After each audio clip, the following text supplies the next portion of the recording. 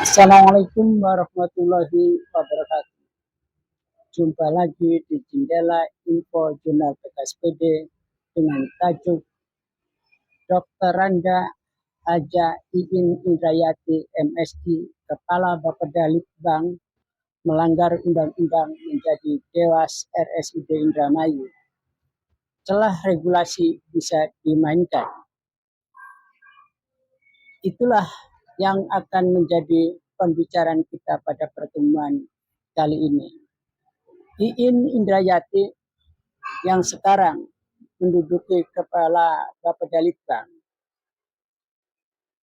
diangkat atas dasar Surat Keputusan Bupati Indramayu nomor 445 garing Kep titik 167 strip Dinkes garing 2022 tanggal 28 Maret 2022 tentang pengangkatan Dewan Pengawas Badan Layanan Umum pada Rumah Sakit Umum Daerah Kabupaten Indramayu. Pada saat itu, Bupati Nina mengangkat tidak hanya Iin Indrayati MSI. Pertama adalah Dr. Randes Haji Rinto Waluyo MPD, Ketua merangkap sebagai anggota, dan Rinto Waluyo adalah sekda pada saat itu dan sekarang sudah mengundurkan diri dari Dewas. Dua, Dr. Randa Haji Iin Indrayati MSI sebagai anggota. Tiga, Haji Ari Risdianto AP MSI sebagai anggota. Empat, Dr. Haji Wawan Ridwan MM sebagai anggota dan katanya sekarang sudah mengundurkan diri pada tanggal, kalau tidak salah, tanggal 8 September 2025 sebelum diangkat menjadi PLT Direktur RSUD. 5. Ferry Sugianto Dr. Gigi SPKGA sebagai anggota. Apa yang kemudian menarik kita berbincangkan? Jika kita mengacu pada regulasi yang ada, yang tadi kita sebut sebagai pelanggaran, regulasi yang menyatakan bahwa itu pelanggaran adalah Permendagri nomor 79 tahun 2018 tentang BLUD pasal 17 yang akan kita perbincangkan agak spesifik. Kemudian Permendagri nomor 61 tahun 2027 tentang pedoman teknis pengelolaan keuangan BLUD pasal 45.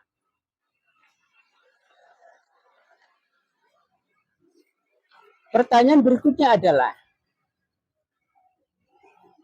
apakah Ibu Iin atau Iin Indrayati diangkat menjadi Dewas RSUD itu ketika masih di BKD atau Badan Keuangan Daerah? Supaya tidak simpang siur, maka PKSPD ingin menjelaskan berdasarkan konfirmasi kepada BKPSDM pada tanggal 28 Oktober 2025 mendapat jawaban jam 8:32 waktu Indonesia bagian Barat. Data di PKSDM menyatakan bahwa Iin Indrayati dilantik menjadi Kepala Bapeda Litbang pada tanggal 3 Januari 2022. Jadi bukan pada waktu itu Iin ada di BKD. Sedangkan SK pengangkatan menjadi Dewas tertanggal pada 22 Maret 2022. Jadi tenggang waktu 2 bulan setelah menjadi Kepala Bapeda Litbang, kemudian Iin Indrayati dilantik oleh Bupati Nina menjadi Dewas di RSUD Indramayu. Yang menarik adalah masih dari BKPSDM, ASN atau kepala dinas yang ditempatkan menjadi dewas ternyata tidak ada catatan dalam gerbong BKSDM sebagai ASN. Mengapa? Karena pada saat Bupati melantik dewas, tidak ada tembusan kepada BKSDM, tetapi yang ada adalah pada Ketua DPRD Kabupaten Indramayu, Inspektur Kabupaten Indramayu, Direktur Rumah Sakit Umum Daerah Kabupaten Indramayu, dan Badan Keuangan Daerah. Jadi tidak ada di data di BKPSDM.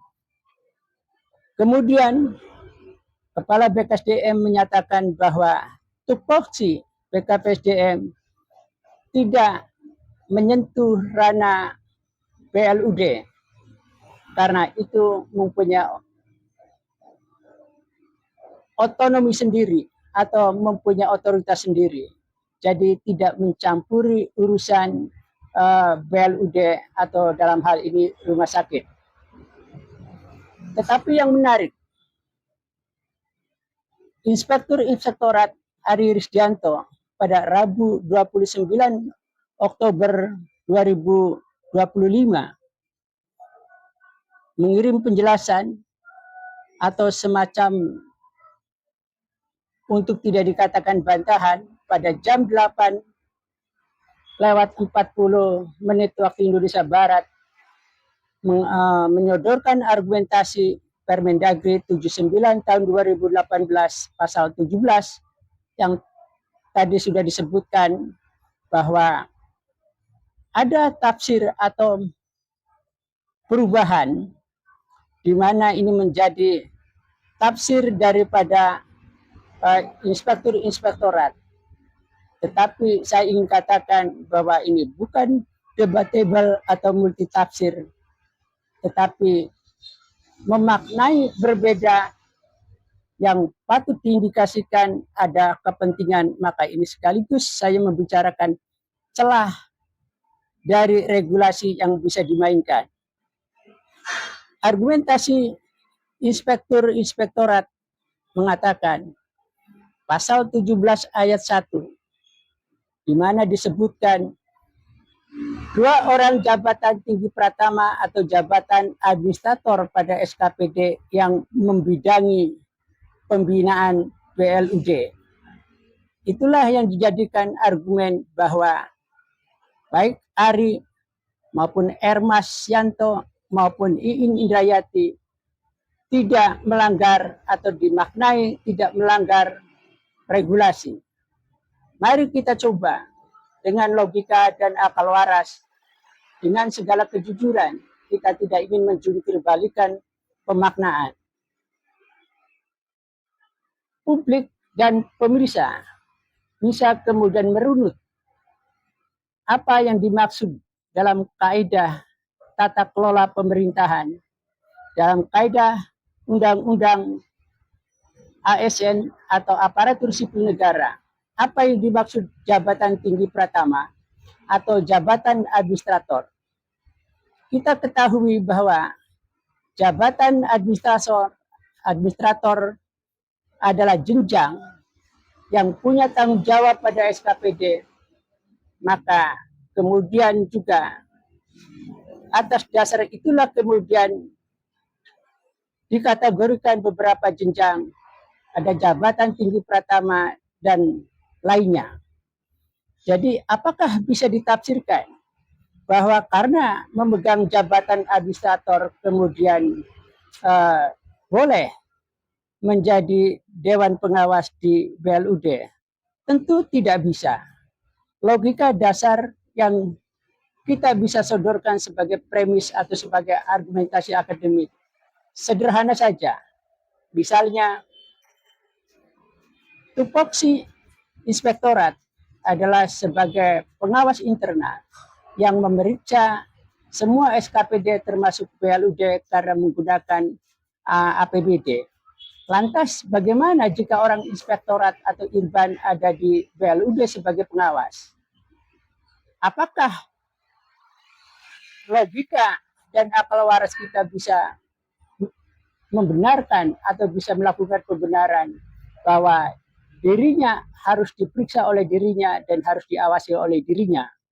Maka tafsir atau apologi yang memaknai karena jabatan tinggi pratama atau jabatan administrator itu gugur di dalam perspektif itu, di dalam argumentasi akademik seperti itu, termasuk persoalan konflik kepentingan, karena pastilah ada konflik kepentingan. Sehingga kita ingin katakan bahwa apa yang dimaknai oleh inspektor untuk melakukan pembenaran, bahwa itu bukan pelanggaran, bukanlah persoalan debatable atau multitafsir, tetapi memaknai dalam perspektif kepentingan untuk bagaimana apologi itu dibangun, meskipun itu agak menggelikan, bahkan kemudian menjadi lucu. Oleh karena itu, kalau kita membaca baik-baik pasal 7, seperti yang dikatakan bahwa yang membidangi semua pejabat publik atau yang menempati jabatan tinggi pratama atau sebagai jabatan administrator, pastilah kalau kita menggunakan akal-akalan atau diakal-akali yang mengatakan membidangi, pastilah semua itu dikatakan tidak melanggar. Karena jabatan administrator adalah orang yang bertanggung jawab dalam tata kelola di dalam pelaksanaan peraturan perundang-undangan. Sehingga kemudian jika dikatakan jabatan administrator bisa menepati jabatan dewas, maka itu adalah pemaknaan yang menurut saya atau PKSPD itu menjadi sesat atau untuk dikatakan tidak keblinger. Tetapi kalau mau diakal-akali, semua bisa. Misalnya, apalagi itu dari Badan Keuangan Daerah atau dari inspektorat. Misalnya dari dinas sosial pun kalau kita mau akal-akali bisa juga dikatakan tidak melanggar karena kebligirannya. Argumentasinya apa? Dari dinas sosial maka ada kaitannya membidangi persoalan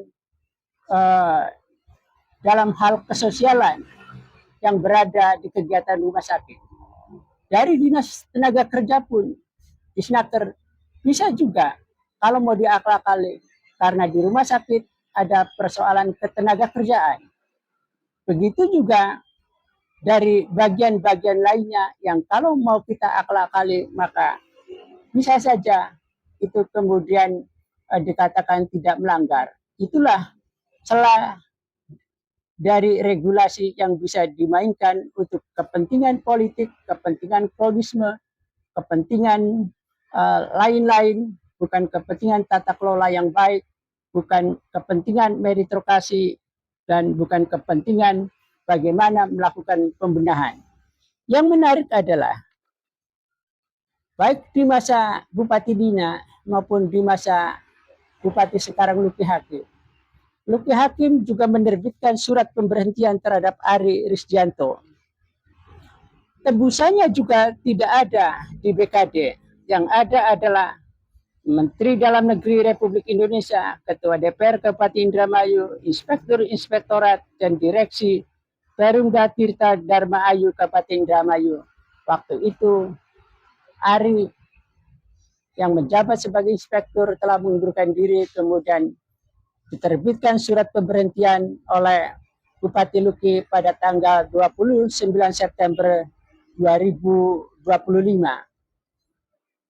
Tetapi lagi-lagi yang kita tidak bisa pahami dengan tata kelola pemerintahan yang baik, kenapa Bupati Luki kemudian tidak ada tembusannya ke BKPSDM, padahal jajaran Dewan Pengawas atau jajaran Direksi BLUD itu adalah statusnya ASN yang punya jabatan strategis sebagai kepala SKPD. Kalau kita kemudian berkaca pada rejim terdahulu Nina Agustina, kita masih menganggap wajar karena Bupati Nina disebut sebagai kuasa bandar dan bahkan dijuluki sebagai Bupati Karwek, Karpe Dewek atau sekendak sendiri sesukanya sendiri sehingga kemudian mengabaikan seluruh peraturan perundangan. Tapi kenapa Bupati Luki yang berjanji atau tagline-nya adalah beberes Dermayu atau Indramayu, ternyata dalam tata kelola pun tidak jauh berbeda dengan rejim sebelumnya. Padahal ketika kemudian ada pelanggaran-pelanggaran atau tabrakan dengan peraturan atau hierarki peraturan perundangan di atasnya, maka pengangkatan berdasarkan SK Bupati itu bisa kemudian dianulir atau dibatalkan. Mengapa? Karena dalam Undang-Undang Nomor 5 Tahun 2014 tentang ASN, Pasal 1 Angka 14, Bupati memiliki kewenangan sebagai PPK, pejabat pembina kepegawaian. Jadi semua ASN, baik yang menempati dewas, baik yang menjadi direktur rumah sakit, baik yang menjadi wadir, maka ada dalam otoritas Bupati Luki. Meskipun otoritas itu tidak absolut, artinya tidak digunakan sewenang-wenang sebagai pasal seolah-olah bahwa dia sebagai Tuhan bisa mengangkat, memberhentikan, memutasikan seenaknya saja tanpa ada pertimbangan-pertimbangan yang bisa dipertanggungjawabkan atau atas dasar suka tidak suka. Pelaksanaan pada Undang-Undang Nomor 5 Tahun 2014 tentu kita bisa membaca pada Undang-Undang Nomor 20 Tahun 2023 tentang ASN dan peraturan pelaksananya ada pada PP Nomor 11 Tahun 2017 dengan perubahan menjadi PP Nomor 17 Tahun 2020. Jadi tidak ada alasan sebenarnya bagi Bupati Luki untuk segera menerbitkan surat pemberhentian baik terhadap Iin Indrayati, Aris Rizianto, yang Ermas Yanto dan lainnya, karena itu jelas-jelas merupakan pelanggaran atau menabrak peraturan perundang-undangan. Catatan paling akhir adalah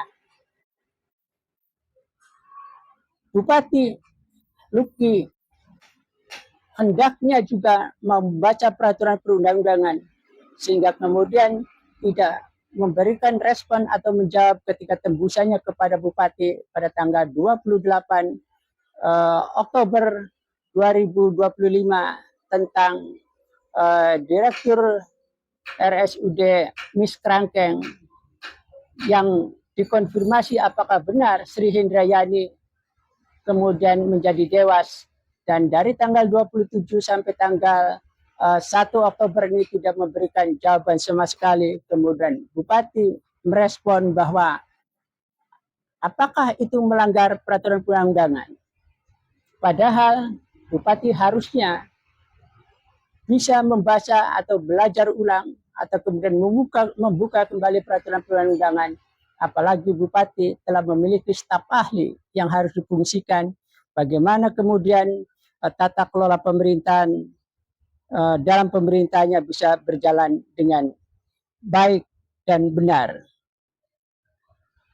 Tentu PKSPD ingin membarisbawahi atau menstabilo apa yang dikedepankan oleh Ari dengan mendalilkan jabatan administrator pada SKPD yang membidangi pembinaan PLUD atau jabatan tinggi pratama, maka dianggap tidak melanggar peraturan perundang-undangan. Padahal jika kaidahnya kemudian dibaca, apa yang dimasukkan dengan jabatan tinggi pratama, apa yang dimasukkan jabatan administrator, kemudian membidangi pembinaan di PLUD, maka jelas Irban, inspektorat, dan Bapeda Litbang tidak berada di ranah untuk bisa menjadi Dewan Pengawas di BLUD, baik itu RSUD Indramayu maupun Kerangkeng maupun RSUD Sentot. Untuk itu kita tunggu bagaimana kemudian sikap dan tindakan Bupati Luki melihat pelanggaran-pelanggaran dalam tata kelolanya, dalam pemerintahannya. Apakah kemudian berani menerbitkan surat pemberhentian atau dia mengikuti jejak rezim sebelumnya menjadi Bupati Karwek, atau dia juga tidak ingin tahu bagaimana tata kelola pemerintahan yang baik, yang good governance dan clean government untuk menjadi catatan tersendiri sehingga kemudian Indramayu bisa keluar dari keterpurukan, Indramayu bisa keluar dari keserwautan, Indramayu bisa keluar dari tata kelola yang buruk. Meskipun seandainya kemudian ke depan penghargaan-penghargaan yang segudang yang sebelumnya dimiliki atau diperoleh oleh bupati rezim sebelumnya, pada dasarnya penghargaan-penghargaan itu tidaklah mencerminkan realitas di dalam kondisi tata pemerintahan di Kabupaten Indramayu. Sehingga menjadi penting bahwa bupati apakah mau beberes atau kemudian mau mengikuti peraturan perundang-undangan ataukah memang bupati tidak ingin tahu dengan peraturan perundang-undangan. Terima kasih. Wassalamualaikum warahmatullahi wabarakatuh.